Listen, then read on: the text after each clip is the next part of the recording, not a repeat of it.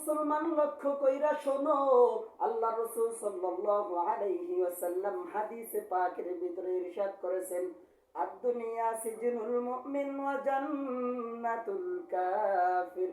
দুনিয়া মুমিনদের জন্য, দুনিয়া মুসলমানদের জন্য, যত ঈমানদার আছে, দুনিয়া হলো সেই ঈমানদারদের জন্য, মুসলমানদের জন্য কয়েকখানা। আর যত কাফের বেঈমান আছে, যত নাস্তিক আছে, যত মুনাফিক আছে, যত নাস্তিক বেঈমান আছে, তাদের সবার জন্য হলো বেহেশতখানা। আল্লাহ রাসূল সাল্লাল্লাহু আলাইহি ওয়াসাল্লামের সেই হাদিস সহিহ সালামতে বুখারী শরীফের রিওয়ায়াত।